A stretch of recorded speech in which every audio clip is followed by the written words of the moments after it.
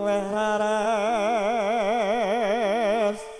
renaning driya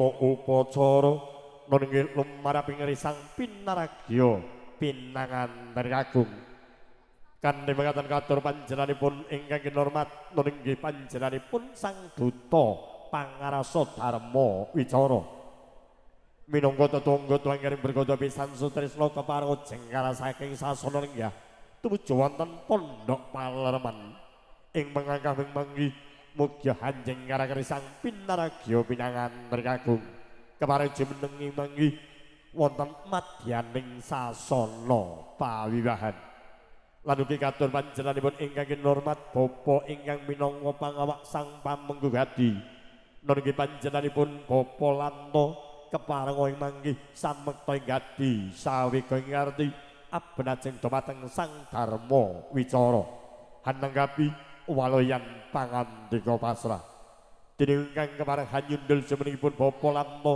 nunggih panjenenganipun bapa Sugimin dalah panjenenganipun bapa Sriyanto para-para ingkang kasebat ing ayut mugia lilah dalem jengkar saking sasana lenggah tumuju wonten madyaning sasana pawiwahan jroning lumaksana kinanon saking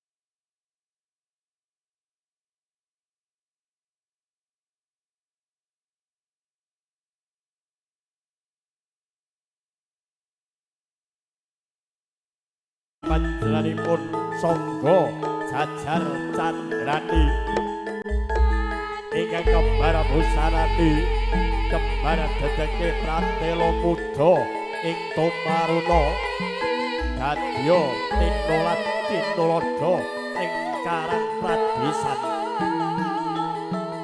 risang pinaragya pinangan ngaku nam gagah wideksa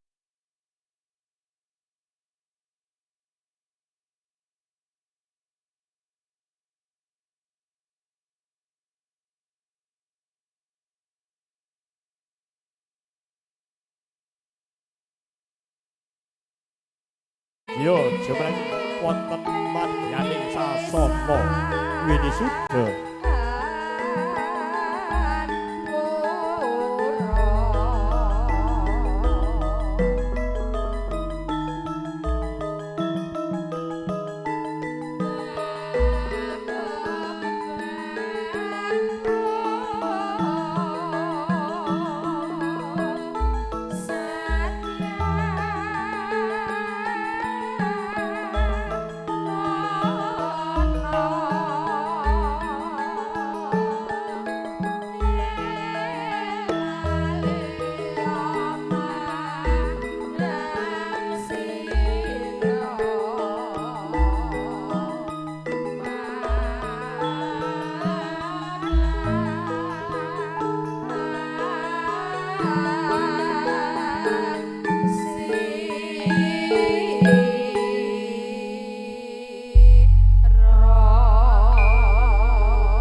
pangandika para lenggah para wisapa sesepuk ingkang sadu kinurmatan mekaten swanipun Sang Narapaka Cundaka Dharma Wicara minangka tetuangga anggaring berkata pisan saking panjenenganipun ingkang kinurmat nggih Bapak Cipta Kanta sekalian Ibu dene wonten ing kaliyan mriku sampun jumeneng wonten madyaning sasana pawiwahan kepareng hambabar waloyan pangandika pasrah imbabli samudaya kepareng sampun sampekna gati sasana menyang Mandayawara kanthi rasa hormat semangga nuwun.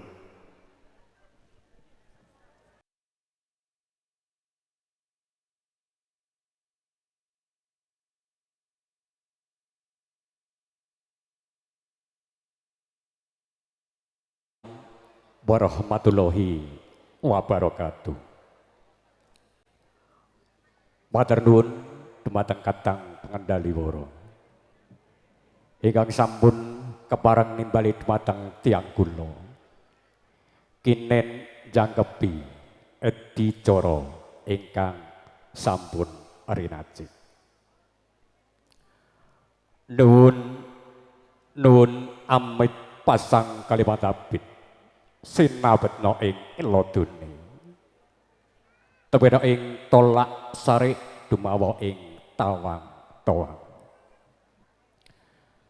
kanthi kabejan kabagaswarasan mewah katentreman tansah kajiwa kasarira wonten ngarsanipun para punden bini sepuh sesepuh mewah aji sepuh ingkang saduhu dahat kinabekten. Ugi gujo wonten ngarsanipun para pangemban-pangembating praja mewah satria negari ingkang pinangka pandam panduming kula dasi. Ugi gujo wonten ngarsanipun para alim para kiai ingkang rinten pantaraning ratri tansah sumandhing ing kitab suci wahyune ilahi ingkang saestu kula tadimi. Linanggung kunjuk wonten ngarsanipun Bapak Sunata sekalian ingkang tuhu bagya mulya. Datan katalempin warganing pasamuan putri kakung sinedhahan ingkang pantes tambi pahormatan. Kapurwakan sumangga nuwun kanthi kula dherekaken amanangga puja hastawa puji astuti wonten ngarsanipun Gusti ingkang Maha Agung. Kacena wonten ing titiri kalenggahan enjang punika panjenenganipun para punden pinisepuh sagung para tamu tansah kinanjar ing suka basuki kinarya saged abenajeng lumantar bahagianipun Bapak Sunata tiyang sekalian kanthi kalis rumida niring sambikala. Datan katalumpen sholawat mewah salam mugi katur wonten ngarsa dalem junjungan Nabi Agung Muhammad sallallahu alaihi wasallam. Ingkang saestu pun antu-antu menggah syafaat saha pitulunganipun. Wiwit gesang kula panjenengan sedaya ngantos dumugi pungkasing swasana ing pincang. Ngarsanipun para punden pinisepuh sagung para tamu. Kanthi ing mriki tiyang kula mawantu-wantu nyuwun lumunturing samudra pasami ingkang agung. Kanthi semlaning atur kula gempil kamardikan panjenengan para tamu. Ingkang nembe eca sekeca ngudara sinirining swasana ingkang nembe nedeng-nedengipun. Labet ing mriki kula sinaraya saking panjenenganipun Bapak Cipta Kanta Ibu Yatina ing Padekahan Gunungan Kidul Desa Jeruk Kecamatan Seluk. Kunjung ngarsanipun para punden pinisepuh sagung para tamu. Panjenengan sedaya kasuwun nyekecakaken anggen samya pinaran lelenggahan kanthi maradu mardikaning panggali. Kepareng ing mriki kula matur minangkani sulih sarira talang basa panjenenganipun Bapak Cipta Kanta tiyang sekalian. Kunjuk ngarsanipun Bapak Sunata sekalian Ibu. Lumantar panjenenganipun Bapak lamto ing samanggih kepareng nanggapi menggah atur kula ing samanggi. Kunjuk wonten karsanipun ingkang kinurataken panjenenganipun Bapa Lamto. Ingkang angga setunggal panjenenganipun Bapa Cipta Kamto. Wonten ing enjang punika kepareng mengayu bagya. Panjenenganipun ugi boten katalompen ngaturaken salam saha taklim mugi katur wonten ngarsanipun Bapa Sunata sekalian minggahipun dumateng para pepundhen pinisepuh sagung para tamu kanthi ikrar Assalamualaikum warahmatullahi wabarakatuh. Mangga atur ingkang kelajenganipun kasinggihan panjenenganipun Bapa Cipta Kamto wonten ing titi rikalenggahan punika kepareng nglarapaken calon putra temanten kakung ingkang silipun Joni Hermawan taniji putra kakung saking panjenenganipun Bapa Cipta Kamto tiyang sekalian. Kanthi panyuwun utawi pangajab saking panjenenganipun Bapa Cipta Kamto kanthi calon putra temanten kakung ingkang tasih kudup kala wau mugia kadhawuhaken kamekarna dados sakembaran kaliyan Diahayu Amelia Putri putri saking panjenenganipun Bapa Sunata Ibu Suryati ingkang pilenggah wonten ing Padekahan Gunungan Lor kelebet ing Desa Jeruk Kecamatan Selo.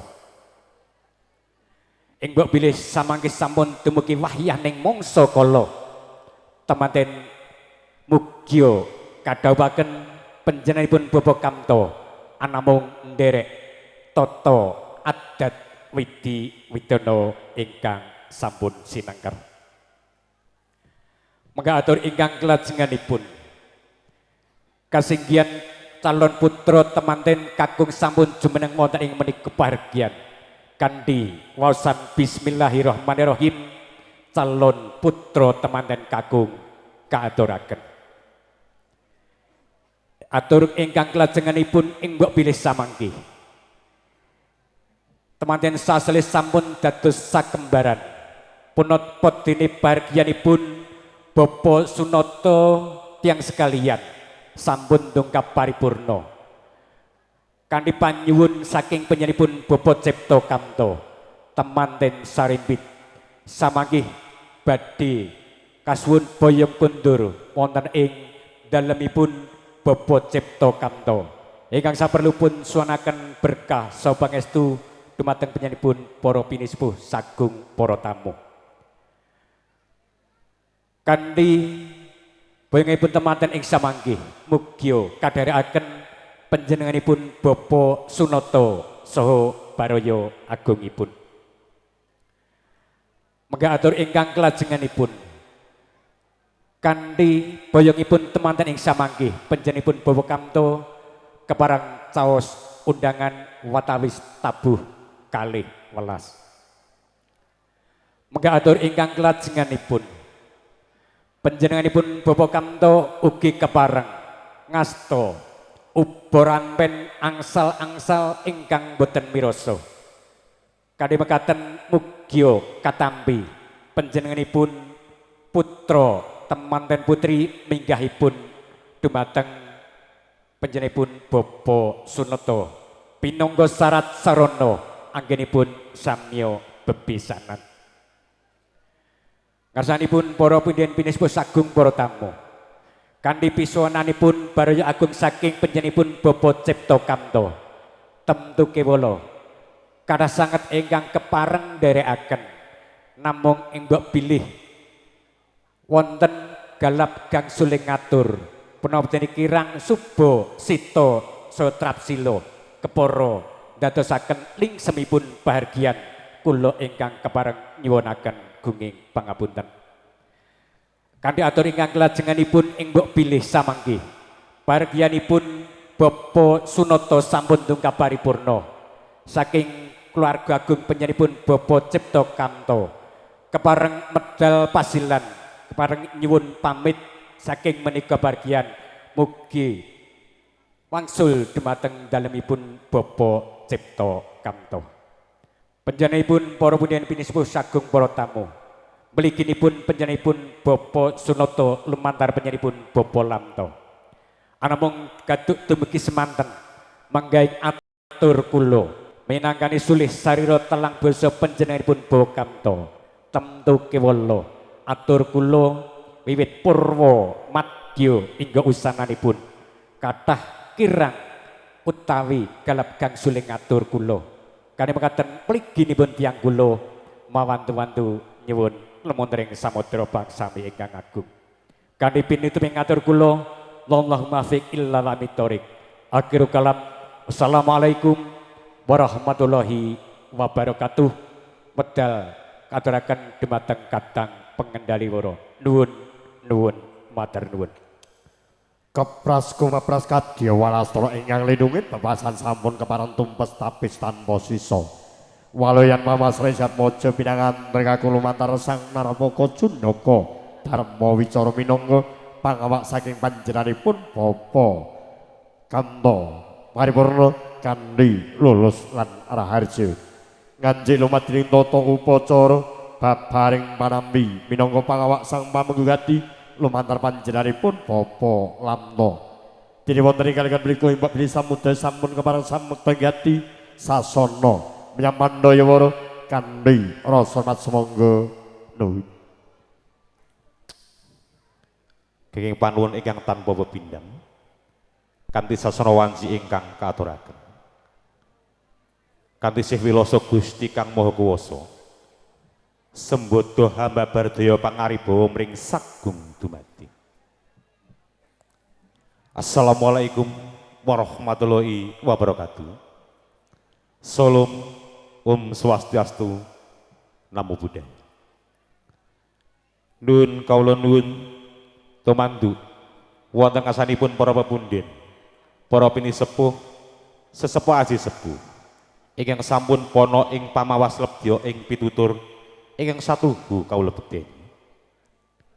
Wonten asanipun para alim, para suci, para pangarsaning agami, saestu pinangka panuntun kiblating panembah ingkang luhuring budi. Wonten asanipun para pusaraning adil linanggung para pangasta kridaning bangsa ingkang tuhu dahat ing kinurmatan. Tan kata lumpen wonten karsanipun pragung tamu kakung dalasan putri sinedahan ingkang tuhu dahat ing kinurmatan. Mawantu-wantu mugi lumuntur ageng sih samudra pangacama. Kepareng kula jumejer wonten ngarsa hadika sami.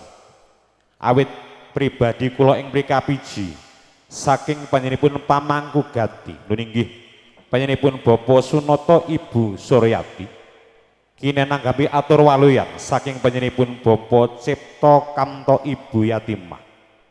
Kanthi mekaten pribadi kula ing mriki nyuwun wedal sawetawis. Sadaringipun langkung rumiyin semonggo kita tansah ngunjakaken raos puji syukur wonten ngarsanipun Gusti ingkang Maha Agung. Katitik titi kalenggan enjang siang piniji punika kasugengan miwah gararjan tansah kajiwa kasalira sangya para tamu mandhaping pribadi kula ingkang saengga titi laksana wonten ing kalodhangan piniji punika panjenengan sedaya dalasan pribadi kawula saged sareng-sareng silaturahmi nderek mangayu bagya wontenipun barikan prasaja wisma panjenenganipun Bapa Sunata Ibu Suryati. Kanthi mekaten kunjuk sangya para tamu mugi sekecangken suma pinarak lenggah kepareng kula nglajengaken atur sawetawis. Ingkang sepindah kunjuk wonten ngasanipun kadang Cundaka Pangarsa niki panjenenganipun Bapa Surana pinangka Cundaka Pangarsa saking panjenenganipun Bapa Cipta Kamto. Atur kula ing mriki pinangka talanging basa panjenenganipun Bapa Sunata Ibu Suryati. Ingkang saestu kanthi bombong birawaning wardaya nampi rawuh panjenenganipun Bapa Cipta Kamto ingkang saestu nganti calon atmaja jalu. Kanthi mekaten panjenenganipun sekalian lumantar kula ngambali matur ngaturaken sugeng menggah rawuh panjenengan mandhaping gotra kulangsa Salam talim tuwin sembah sungkem kawula tampi saestu kanthi atur. Waalaikumsalam warahmatullahi wabarakatuh. Kalajaning atur jumbo ing pangandikane ing ayun. Pilih panjenenganipun Bapak Cipta Kamto ngaturaken Atmaja Jalu. Ingkang sampun kawedhar saking panjenenganipun Bapak Cundaka Pangarsana inggih ingkang sinawung asmapun Bagus Joni Hirmawan. Kanthi panyuwun pamundhut mugi kadhaupna kaliyan panjenenganipun Nimas Ayu Amelia Putri Atmaja Putri saking panjenenganipun Bapak Sunata Ibu Suryanti. Atur pasrah pangandikan kula tampi ing pangajab kanthi tumurning juhduh pinayung budirayu Gusti Kang Maha Kuwasa lumampahing adicara dhawuh ingkang samanggih tansah manging kahyuwangan. Kalajanipun putra ingkang nembe saselih sekala wau badhe kadadosaken sakembaran manut widana widiri adat ingkang sampun sinengker wonten keluarga ageng panjenenganipun Bapak Sunata Ibu Suryanti lumantar Ibu Jurios ingkang samanggih. Kalajanipun hangestu ing dawuh bilih paripurnaning barigyan prasaja ingkang kagelar wonten ing kalodhangan siang pinuju punika mangkih panjenenganipun Bapak Cipta Kamto nyuwun Atmaja pinanganten sarimbit kaboyong wonten ing Bali Wisma Bapak Cipta Kamto wonten ing laladan Padekan Gunung Kidul. Kanthi mekaten panjenenganipun Bapak Sunata sekalian namung estu ing dawuh samangkih badhe kaestokaken saha kadherekaken dening keluarga ageng linanggung Bapak Sunata sekalian garwa. Kalajanipun rawuh panjenengan sadaya saestu dados bombong birawaning wardaya kanthi kadherekaken gotrah kula wangsa ingkang saestu nepangaken anggen samiya pasedherekan linanggung ngaturaken angsul-angsul ingkang kanthi pratening galih tandha katresnan panjenenganipun Bapak Cipta Kamto tumuju wonten ngarsanipun Bapak Sunata Ibu Suryanti saestu katampi kanthi sarjuning wardaya mugi dados sarat sarana anggenipun samiya kekadangan lumantar palakrami putra sekalian. Kunjuk wonten ngarsanipun Bapak Cundaka Pangarsa ingkang bilih panjenenganipun Bapak Cipta Kamto ingkang samanggih sampun paripurna anggenipun mayu bagya wonten ing barigyan menika kepareng badhe nyuwun pamit panjenenganipun Bapak Sunata Ibu Suryati lumantar namung nyendikaaken ing pangajap mugi-mugi konduripun Bapak Cipta Kamto Ibu Yatimah mandhap gotrah kulangsa tansah manggih pinayung budirayu Gusti Kang Maha Kuwasa. Kalajanipun inggih pilih panjenenganipun Bapak Sunata lumantar para kridaning karya nengkapi rahipun Bapak Cipta Kamto gotrah kulangsa kathah kekiranganipun ingkang mapan wonten ing pundi kemawon saestu lumantar kula panjenenganipun sekalian tansah mawantu-wantu nyun ageng samudra pangapunten. Kunjuk wonten kasanipun Bapak Cundaka Pangarsa ingkang bilih samangke sampun paripurna wisuda dawuh wonten ing kalodhangan menika kaaturi nyekecaken anggen samiya pinalenggah ngiras pantes ngaturaken jurung pamuji pangestu dumateng Sri Atmaja pinanganten sekalian. Kunjuk wonten kasanipun kadang Cundaka Pangarsa linangkung kunjuk wonten ngarsanipun sagung para tamu kakung dalasan putri sedahan. Kawula kinten namung mekaten saha semanten atur kula. Minangka pamundhut saking panjenenganipun Bapak Sunata sekalian kinananggapi atur saking panjenenganipun Bapak Cipta Kamto ingkang bilih wonten kekiranganipun anggen kula sematur sawetawis purwa madya mungguing yusana pribadi kula tansah mawantu-wantu nyun ageng sih samudra pangajama. Pungkasaning atur wassalamualaikum warahmatullahi wabarakatuh. Nuwun matur nuwun. Wijang wijining pangandika parambi minangka pangawak sang pamengguhati tumanduk panjenenganipun Bapa Lamto tuhu tumpes tapis tanpa sisa. Dene wonten ing kaliyan mriku lumadring tata upacara lunterampen sampun kepareng paripurna mratandhani priyagong kekalih sampun tangkepasta.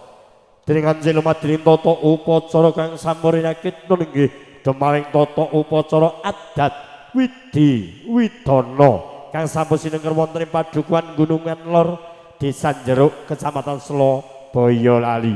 Kanthi mekaten katur panjenenganipun Sang Juru Sumbaga kepareng mratitisaken jroning lumaksana panggih kabeh Walda ungling santaka kang mulya jerone wari.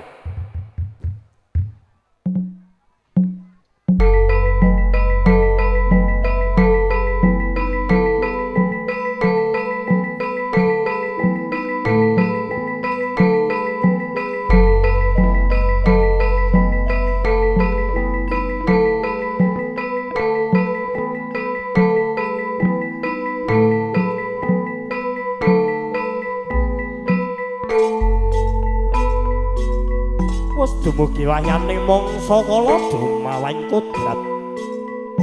Kodrat datang kena dan wiradat kelamun wis dadi jatuh kramane jalu kelawan putri. Manunggalaken cipta rasa catur netra kang wis gambuh jroning ngala. Saya caket, saya rumaket sinareng kumlawe astane samya balang. Binarangan sedah suruh tinang sulat lawe wenang suruh ingkang dumados saking suruh kang tinemura sesanadyanto beda lumah lan kurang yen giriget padha rasa penyangkarasani tinang sulat lawe wenang mugi tansah hanang suli rasa katresnan kang sejati. Ing kono lumadine tata upacara panggih ingkang putri kepareng sembah sungkem dhateng kang garwa kusuma jroning penggalih mugia ing mangkih pangajaping pun lalo saking pinanganten putri Kang Mas ngaturaken sembah pangabekti Kang Mas mugi ing mangkih kula minangka dados garwa prameswarining nata tansah antuk tugu wonten andhaping paduka Kang Mas. Iya diajeng. Pun kakang kadya paugraning palakrama kang bisa jejeg kadya pematokaning ngawurip. Lir gumati lumadhining tata upacara panggih ing kono iba rame sekar setaman. Mawitigan ingkang sarangke kapecah wonten ing Batara. Pecahing atiga wonten tri perkawis warnanipun ingkang sinebat loka baka, loka palastra nggih loka walastra. Pecahing atiga mugi tansah ambirat sukertanipun biar gumebyar ing Batara. Hamiji ampeyan ingkang garwa mugi tansah ambirat sukertanipun ing mangke kepareng kanthi wonten lelungganing babaran agung tansah atuka pancataning kamulyan kang utami. Nyiram mring tirta wening werdine mugi tansah wening jroning penggalih. Mugi kasiram sekar setaman mugi tansah arum anggenya lelunggan ing babaran agung. Kyo sendi kang winaraseta purnaning amiji samparaning kang garwa kusuma. Kyo sampun kababar mekar kadya sekar sakembaran kang mekar ana ing tengahing taman. Ing mugia ing samangke mekaring sekar ing tengahing taman mugi tansah harum ateges ing mangke ngambyur wonten bebrayan agung ing karang pradesan tansah haruma kang sinedya ing para pinisepuh. Jajar jemajar sumanding risang pinaragya pinanganten sarimbit ingkang mangke kepareng kasineban sindur dening Rama kalawan ibu. Sindur ingkang hawarni gula kelawan klapa abrit kelawan seta pratandhani saking dumados rahipun ibu kelawan bapa kang wus manunggal. Ingkang seta dumados saking rahipun bapa ingkang abrit dumados saking rahipun kanjeng ibu. Manunggaling cipta rasa panyangkarasane nuwuhaken wiji dadi golek kencana ingkang bangkit trinata jalma.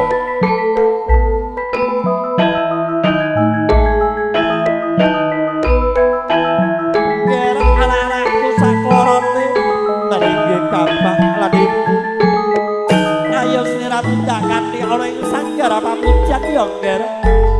Tak surake berkah saha pamuji dhateng para pisepuh waladit para tamu. Dinten sliramu kanjeng lebab-lebayan aku tansah bejat wit kamulyan yen. Kadung rapa kelawan ibu.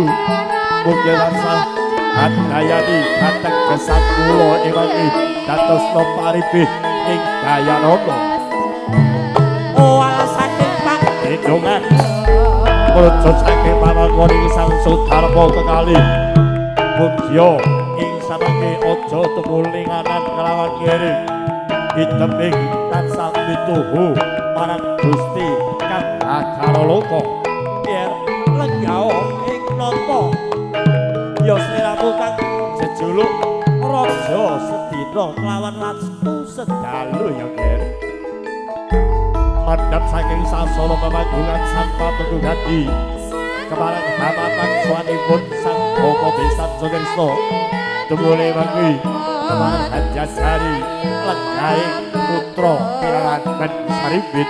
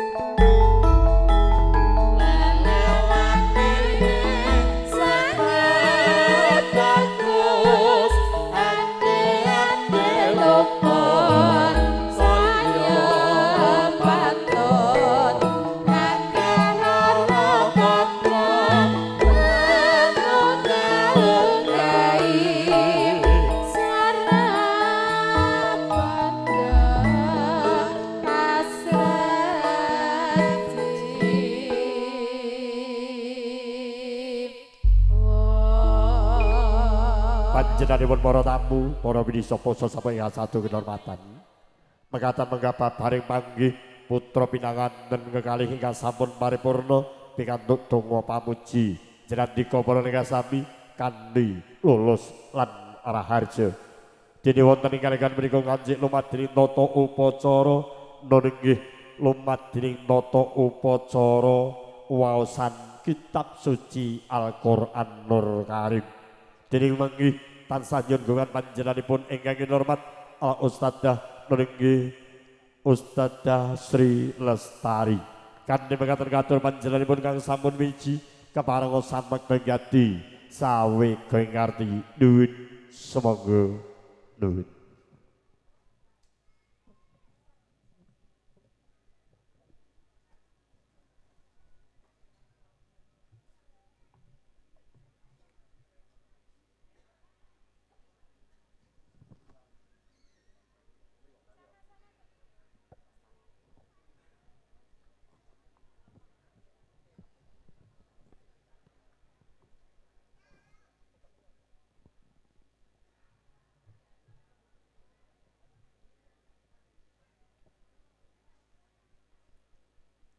Assalamualaikum warahmatullahi wabarakatuh.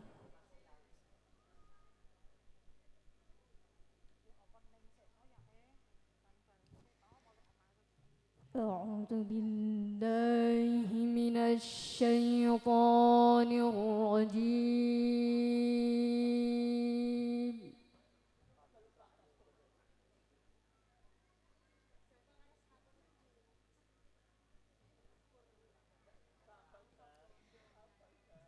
Bismillahirrahmanirrahim.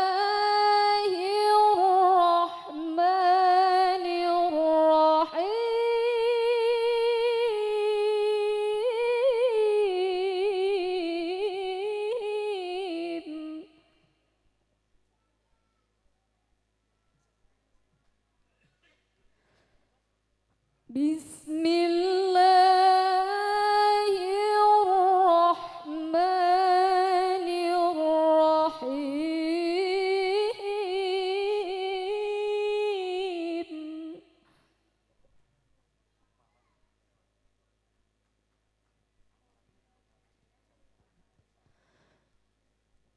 يا أيها الناس اتقوا ربكم الذي خلقكم من نفس واحدة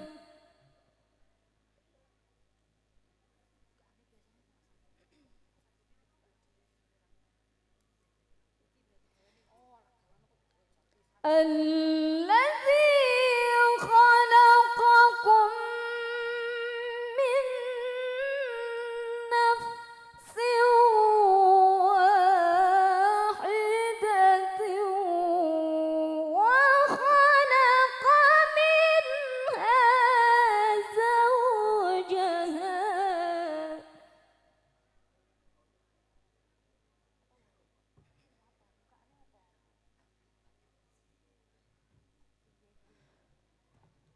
وخلق منها زوجها وبث منهما رجالا كثيرا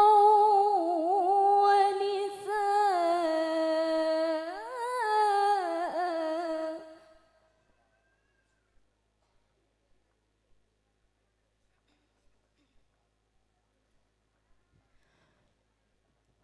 واتقوا الله الذي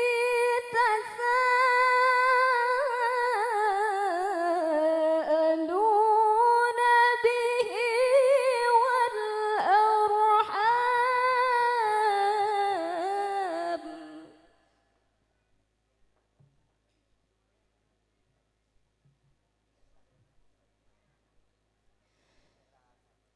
إن الله كان عليكم رقيبا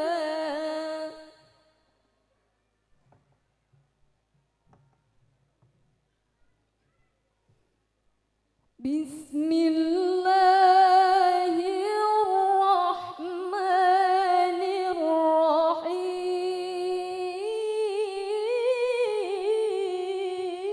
الرحيم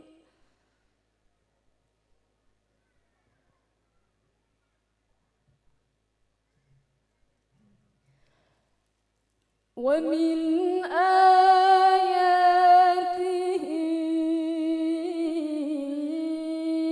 أن خلقكم من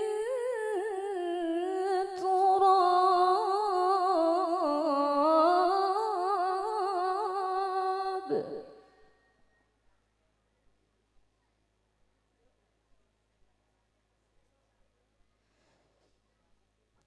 ثم إذا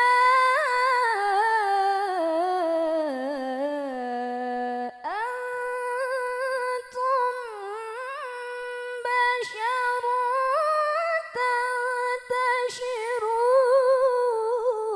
تنتشرون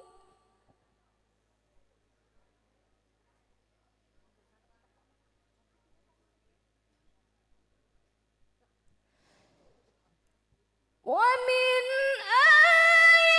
آياته أن خلق لكم من أنفسكم أزواجا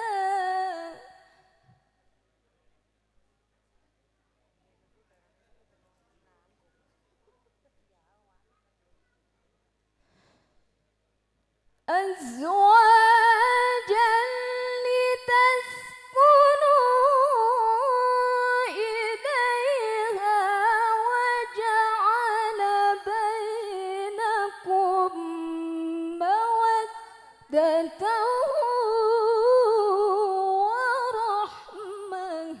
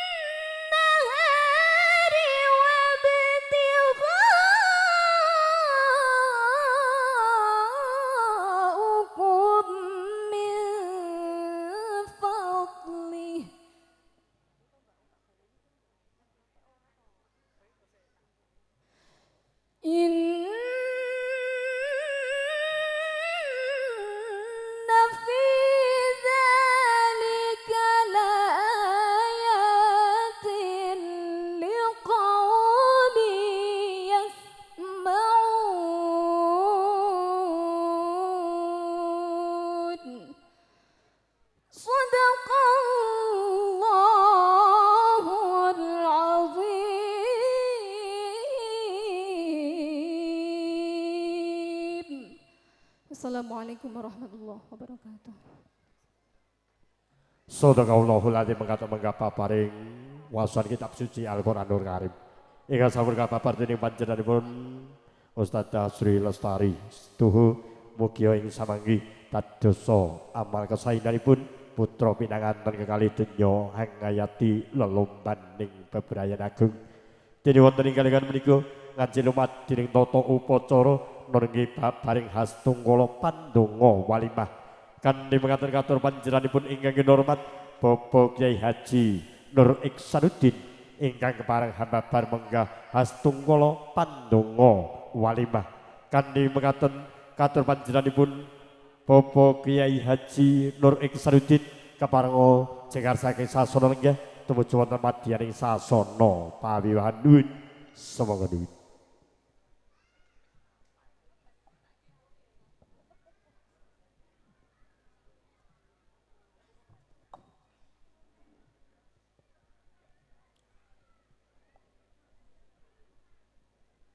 Assalamualaikum warahmatullahi wabarakatuh. Nuwun sewu tumandu dumateng para tamu undangan sedayanipun ingkang minulya. Monggo sareng-sareng kita nderekaken dhateng panjenengan sedaya ingkang supados dipun suwuni pandonga mugi-mugi temanten sak kembaran tansah kacatet dados tiyang ingkang beja mulya donya lan akhiratipun dipun tebihaken saking balaipun Allah Subhanahu wa taala kanthi manfaat sedayanipun ila hadrat mirida ila taala wa syafaat Rasulullah sallallahu alaihi wasallam wa jamil anbiya mursalin wa khulafai rasyidin ailmatil mustahidin wal qurra wal kufadil mufassirin wal muhadisin wal ulama ilngamilina solikina radhiyallahu anhum. Al-Fatihah. A'udzu billahi minasyaitonir rajim. Bismillahirrahmanirrahim. Alhamdulillahirabbil alamin. Arrahmanir rahim. Maliki yaumiddin. Iyyaka na'budu wa iyyaka nasta'in. Ihdinas siratal mustaqim siratal ladzina an'amta 'alaihim ghairil maghdubi 'alaihim waladdallin. Amin ya Allah. Amin ya Allah. Amin ya Allah. Ya Rabbal Alamin. Monggo amin ya Allah. A'udzu billahi minasyaitonir rajim. Bismillahirrahmanirrahim. Allahumma sholli wa sallim ala sayyidina Muhammad wa ala ali sayyidina Muhammad. Sayyidina radhiyallahu ta'ala sahabat Rasul ajmain.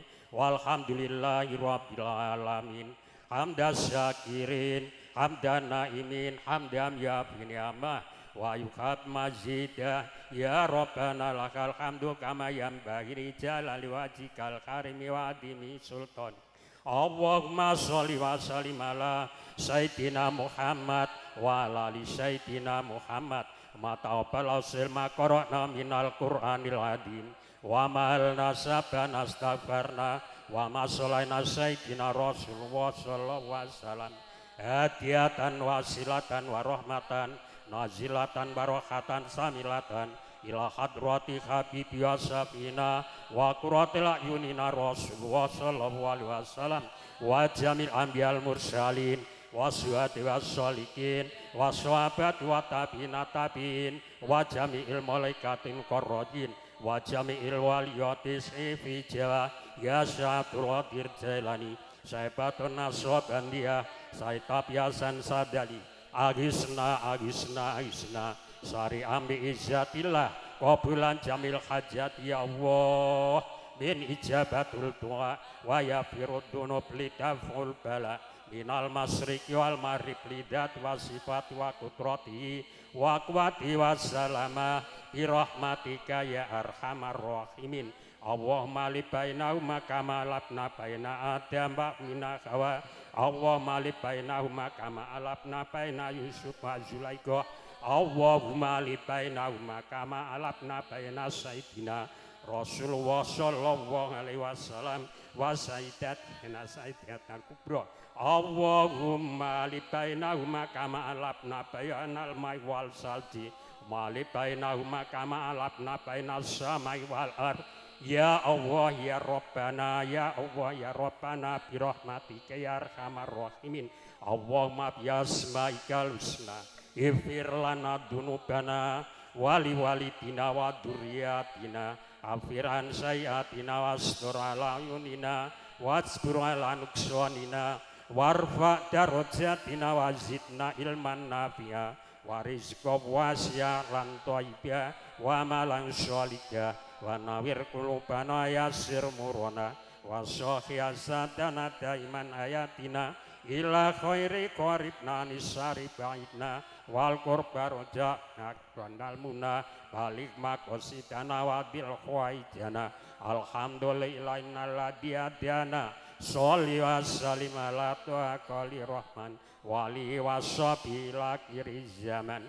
Allahumma inna selamatan bidinina wal afiyatan berjasadina wa iyadatan bil ilmina wa barakatan beryakina wa taubatan qoblal mautina wa maghfiratan indal mautina wa winalaina bisokharatil mautina wa najatan minan narim dalisab.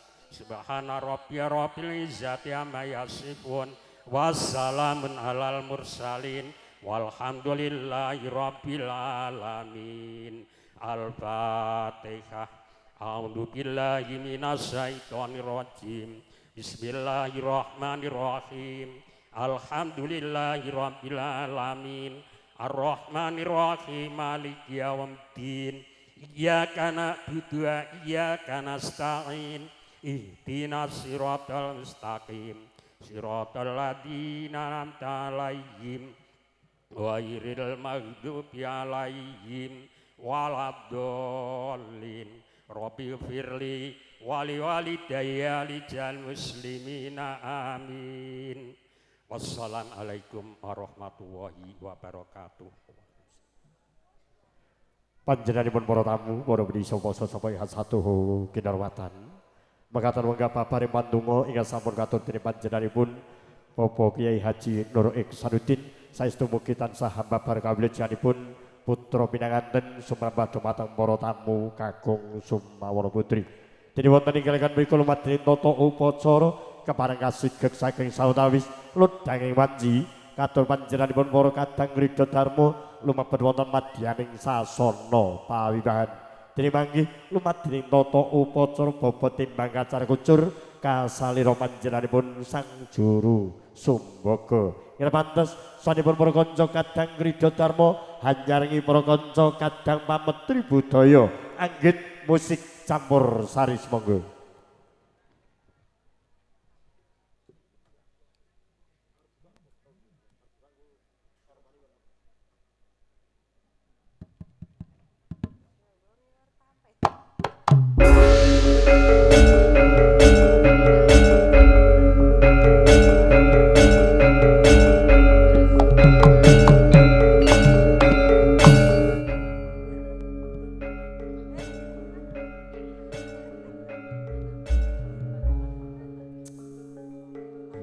Dinar buka kanthi assalamualaikum warahmatullahi wabarakatuh. Mugi kawilujengan katentrem pandun kasarasan awit jegerane Gusti kang pageng mugi tansah kajiwa kasawonten sangjane para tamu kakung sini dametaken sinubagya mulya. Swan mayun pametri budaya campur sari anggit musik ingkang saking laladan Bendan Badyudana Boyolali ingkang kasepuhan Raka Mas Anggit. Wonten kalangan siang punika swan mangayun wonten laladan Gunungan Lor Jeruk Selom Boyolali. Kepada didapat jipun Bopo Sunoto sekalian Ibu Suryati keparengipun dapaken putra lan putri punika Sesili Roro Amalia Putri ingkang sampun kajatuh krama kalian Bagus Jondi Irmawan. Mugi kepari belum antar para kadang angin musik antarakan wilujeng rawuh kunjuk antar para tamu ingkang minulya wilujeng lelenggehan wilujeng midhang kategori separa kadang anggit musik kinantenan Triwidyawati ingkang keparang miyas bening sasana wonten ari kalangan siang punika setunggal boga saja kula tepangaken lumantar anggit musik kapurwakan sanipun lumantar anggit musik kinantenan wonten dajeng Indah Lara Mata.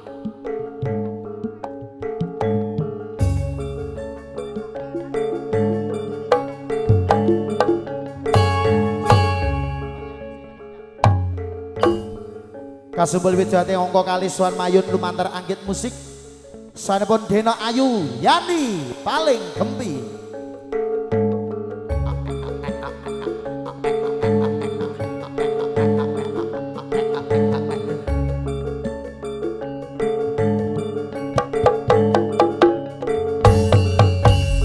Ingkang bukasan Suwan Mayu lumantar para kadang anggit musik kinantenan suwanipun diajeng Putri Wanita seutuhnya.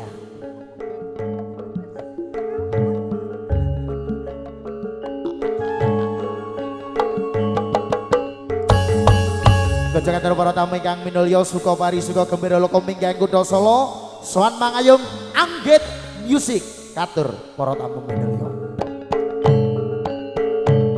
Loh.